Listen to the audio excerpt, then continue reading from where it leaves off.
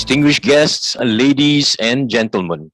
Assalamualaikum warahmatullahi wabarakatuh, and a very good day to all of you, wherever you may be. Welcome to the WIEF Roundtable 2021. I am Aslan Kadir on behalf of WIEF Foundation, and I will be your MC for the event. Ladies and gentlemen, this WIEF Roundtable is organized against the backdrop of a challenging time. The Roundtable brings together government, multilateral organizations, and private sector representatives, as well as prominent individuals to address relevant issues pertaining to sustainable recovery from the pandemic. This year's theme, revitalization and reform, catalyzing growth, will bring forth new ideas and solutions to this region's economic scene amid the pandemic and uncertainties. To start today's event, I would like to invite the Honorable Tan Sri Dr. Syed Hamid Albar, Chairman of WIEF Foundation, to deliver his welcoming remarks. Assalamualaikum warahmatullahi wabarakatuh, and a very good afternoon. Your Excellencies, esteemed role players, distinguished guests, ladies and gentlemen. On behalf of the WIEF Foundation, it gives me great pleasure to welcome all of you to the WIEF Roundtable. The theme of our roundtable is revitalization and reform, catalyzing growth, a theme I feel most fitting in the light of the current COVID-19 pandemic environment, whether in Malaysia or globally, for the last 2 years. Before I proceed further, I would like to take this opportunity to thank all the ministers and leading corporate personalities within and outside Malaysia who have agreed to be with us in spite of their busy schedule. Roundtable was started in 2011 as an extension and intersessional event of the annual World Islamic Economic Forum. Due to its popularity, WIEF Foundation has been invited to organize the roundtable in many other cities across the 3 continents, and the first one was held in Bahrain. The WIEF Roundtable organizes sessions for businesses, entrepreneurs, and industry players to not only discuss economic issues within a regional context and with its global focus, but also offers a window to explore new opportunities and strategic collaborations. To date, the WIEF Foundation has held 17 roundtables in 10 years of the existence. The roundtable has been hosted to discuss on diverse topics ranging from Islamic trade and finance during the first roundtable in Bahrain and in Tokyo a few years after that. Then it focused on investment opportunities during the roundtables in Cordoba, Gangwon, as well as Kota Kinabalu, and green economy was discussed in Jakarta. If you were to pay close attention to those mentioned topics, WIEF Roundtable has highlighted over the years in its sessions to ready the participants for this particularly trying moment of the pandemic. In the last 2 years since the outbreak of COVID-19, all countries across the globe have not been spared from devastation caused by the pandemic in terms of loss of lives and livelihood. severe economic contractions, as well as unfavorable and catastrophic disruptions at every level. This period has been a very steep learning curve for humankind to be mindful, endure, and survive. I believe, as humans, we possess an innate capacity for adaptability and resilience. Under prevailing circumstances, one of the goals of this roundtable is to bring together private and public sectors, as well as those who influence policies and shape the economy, such as the business community. As innovators and users of technology, they are equally essential as policymakers in reassembling and healing a degenerating economy. It has been widely acknowledged that technological innovation is central to the development of many enterprises. It is indeed a vital tool that we need for economic revitalization, and it becomes a catalyst for its growth too.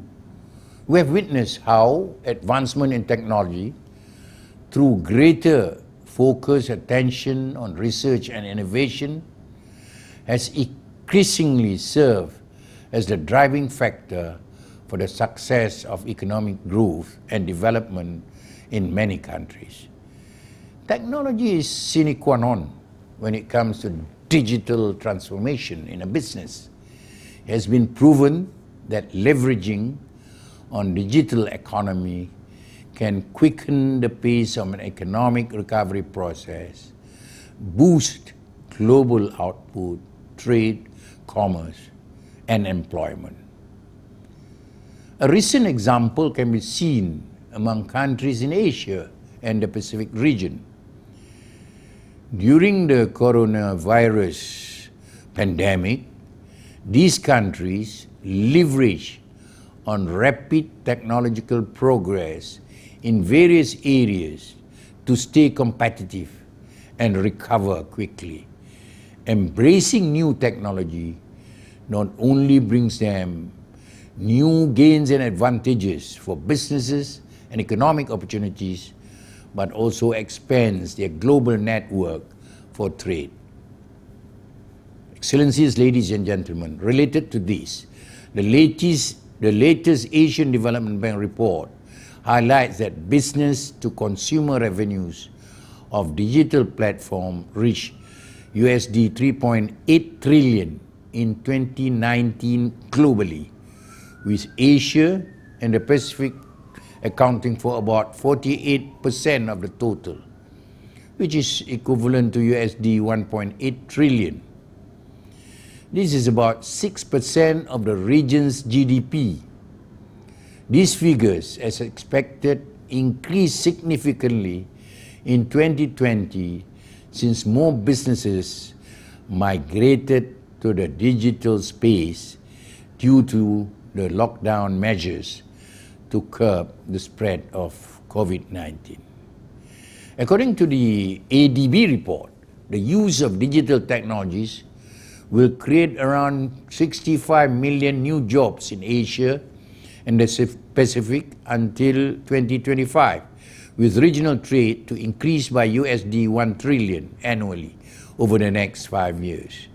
Yes, the numbers are very encouraging, and it shows that technology is fundamental for catalyzing growth.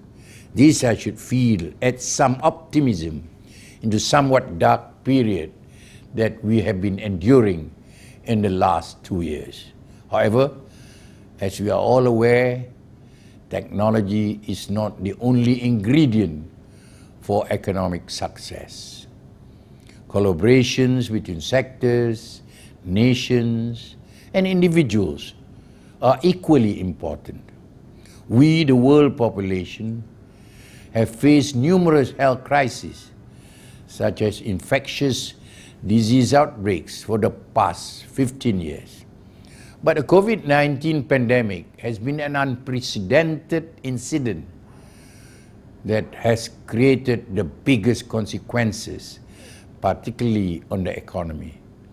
During this pandemic, more than ever, any action taken by one country will definitely have impact on others.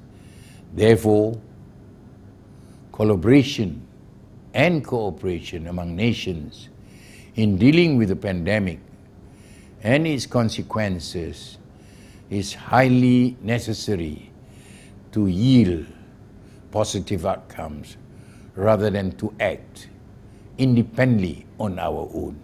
Without a united, coordinated, and well-supported global efforts and governance, containing COVID-19 will indeed be difficult to achieve. Numbers, as they say, never lie. And when it relates to COVID-19, it is quite frightening. Statistics show that as of last month, this is November 2021, there were over 250 million global cases of COVID-19, a little over 230 million recovery cases, and sadly, more than 5 million deaths. Reports from international organizations and media heavily criticize the imbalances between developed and developing countries when it comes to the availability as well as supply of COVID-19 vaccines. This inefficiency, in a way, reflected a woeful failure in the existing multilateral system and speaks volume, in my view, of the universal moral responsibility of the rich and powerful nations. During this pandemic, collaborations such as multilateral cooperation on vaccine development, its deployment, information sharing, and travel policies could have helped reduce the force of the virus spread as well as number of deaths, contain panic, and slow down economic devastation. Today, almost 2 years down the line, since the start of the pandemic, we are still coping with its ongoing impact. And it looks like this will be the case for the next 2 years or so. It is time to dust ourselves off and get ready for an economic revival. It is time to develop a more collaborative and effective effort when it comes to economic rejuvenation and reform. All of you, as participants of the 4 sessions of this roundtable, will witness discussion on concerns brought on by the ongoing pandemic. How to maneuver the obstacles so that we can successfully achieve sustainable economic recovery, explore innovative strategies to accelerate its growth, and ways to be ready for similar shocks in the future. Most of all, Excellencies, ladies and gentlemen, I hope this roundtable will materialize beneficial collaborations between organizations within the region and beyond that will motivate and accelerate economic growth in your respective countries. Excellencies, ladies and gentlemen, now more than ever, a platform such as WIEF Roundtable is necessary. It brings together like-minded professionals and compel us to take a united stand as well as be a bridge offering numerous business opportunities. Most of all, it helps bring to light issues affecting the economy, which in turn affects our livelihood and our quality of life. We have put in a lot of thought into the topics for today's roundtable, making sure they are relevant, engaging, and will stimulate achievable solution as well as generate synergetic partnership for most of you. I believe today's session will set the path towards positive action. With that, I wish you all a very productive time at this round table. And thank you for participating in an initiative by WIEF Foundation. Wassalamualaikum warahmatullahi wabarakatuh. Thank you, Tan Sri, for that inspiring speech. Next, we would like to invite Her Excellency Sri Mulyani, the Minister of Finance, Republic of Indonesia, to deliver her special address. His Excellency Mr. Tan Sri Dr. Syed Hamid Albar, Chairman of World Islamic Economic Forum Foundation. His Excellency Mr. Tan Sri Muhyiddin Yassin, former Prime Minister of Malaysia and Chairman National Recovery Council.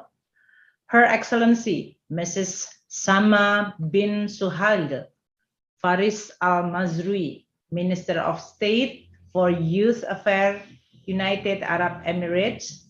His Excellency Mustafa Farang, Minister of Industry and Technology, Turkey, and distinguished guests, ladies and gentlemen, also our colleague speaker. Bismillahirrahmanirrahim. Assalamualaikum warahmatullahi wabarakatuh. Good afternoon to all of you. Alhamdulillah, praise to the Allah, the Almighty, the most gracious and merciful. Only by His blessing we are able to meet today in this hopefully insightful forum. Let us also convey our salawat and salam to our beloved Prophet Muhammad Sallallahu Alaihi Wasallam, the greatest role model for all humankind, who also laid the foundation for the development of human civilization with excellent Islamic value. I would like to thank World Islamic Economic Forum for inviting me to speak at this very honorable forum. I would like to congratulate the organizing committee for this event that bring together policymakers, multilateral organization, private sector, as well as prominent figures to discuss global sustainable recovery in the wake of devastated COVID-19 pandemic, which created a devastating impact to various social, economic, and financial aspects. I welcome the theme of this event, revitalization and reform for catalyzing growth. This is a very relevant and timely event as well as theme. After 2 years into COVID-19 pandemic, we have gone through the very challenges that we never witnessed before in our life.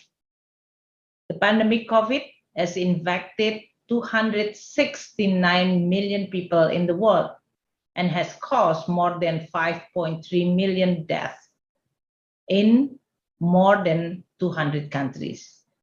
Until now, COVID-19 is still our biggest threat for the recovery and how we are going to improve the prosperity of all. We also learn the importance from this COVID, synergy, empathy, and equity in navigating this challenging storm.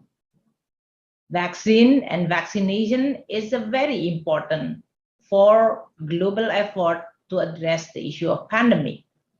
Unfortunately, the access of vaccine is not yet even.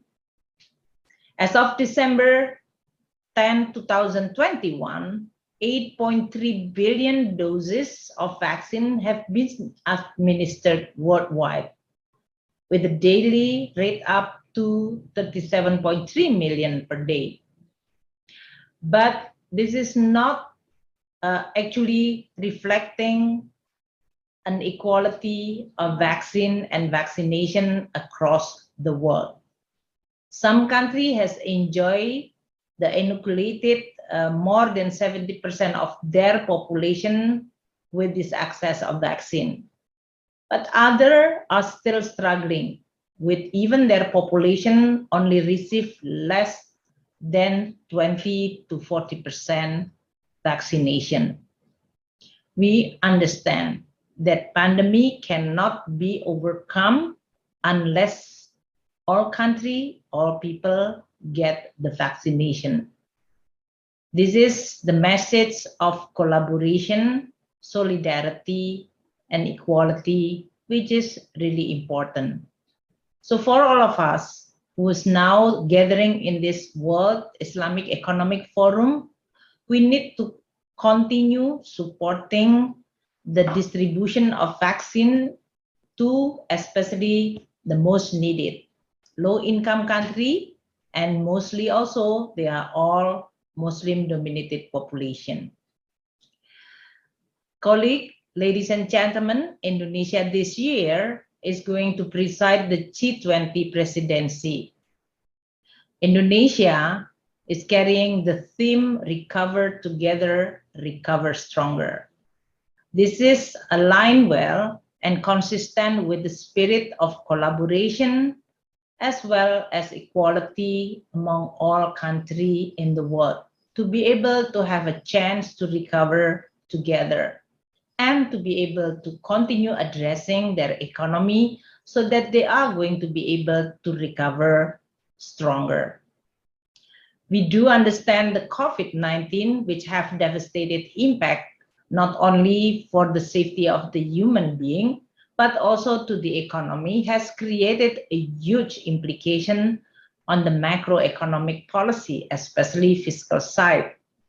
All countries are doing the counter-cyclical, which is very costly, increasing spending, whether this is in the form of health, social safety net, or supporting economic recovery, while at the same time the revenue are actually under a lot of pressure due to the COVID as well as the contraction of the economy. So for all countries, they continue need to be very vigilant. The risk coming from the COVID should not then spill over to become the risk of public finance, or in this case, financial sector.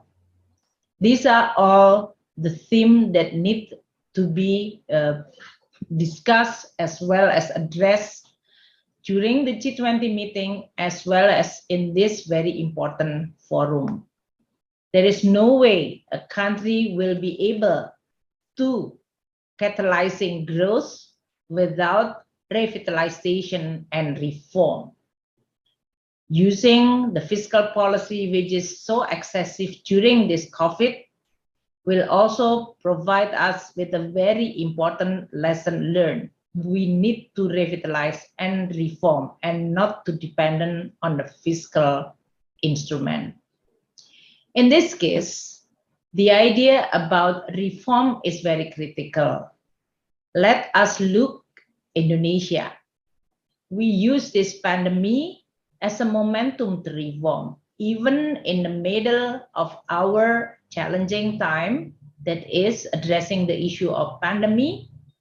We use this problem to trigger all the reform process. On the health sector, we are now enacting reform on the health sector policy. With the COVID, in which many schools and university cannot conduct it in-person teaching, we also continue reforming our education system. Not only just relying on a digital technology, but also in improving the content and the learning process, the learning study process of our students as well as higher education students, so that they are going to be linked more with the industries. At the same time, we also reforming the investment policy in Indonesia, how we are going to improve, simplify, debureaucratize as well as creating investment climate that can attract more capital in a productive activity. We also reform our taxation in order for us to be able to rebuild and creating a stronger fiscal tools which is sustainable based on recovery on the tax collection. At the same time, we also introduce fiscal transfer to local government so that they are more effective in creating a prosperity and better services to the people. These are all the reform that we conducted in the past 2 years, even during this overwhelming challenge addressing the issue of COVID-19. What I can share with you that don't make an excuse for all of us not to do reform only because we are so busy and overwhelmed with the COVID. Use this COVID momentum, pandemic momentum, for all of us to build and rebuild our economic foundation better and stronger. This will also revitalize our economic activity. The issue of the digital transformation is becoming even more important during and because of this pandemic. Many activity, whether this is on a financial, economic, government, or even learning process, studying, they are all now relying on digital technology. So we can revitalize economy by using digital technology.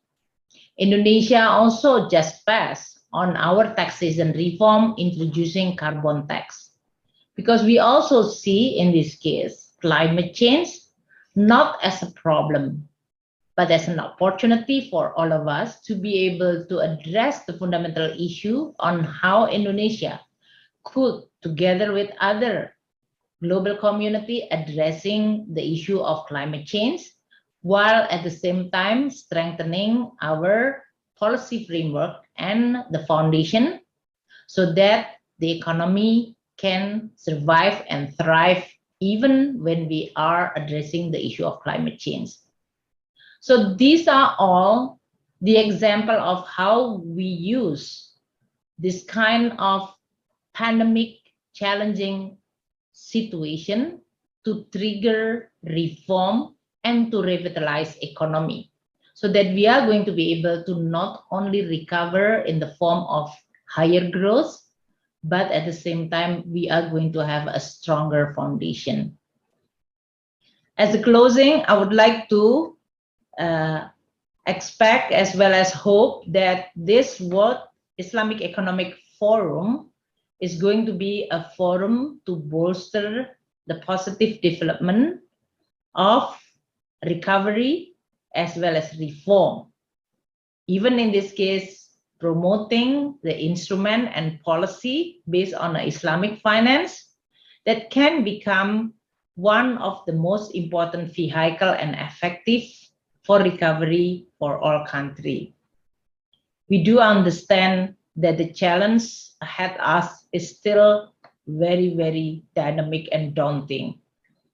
The task is still for all of us as a policymaker to be able to not only responsive but anticipative to what is coming. I would like to congratulate the organizing committee of this forum. I hope that all of you will have a very productive engagement. And this forum will be able to create a real concrete action for all players, stakeholders to be able to recover our economy and prosperity of the people stronger and together. Thank you so much for your attention. Wassalamualaikum warahmatullahi wabarakatuh. Thank you, Your Excellency.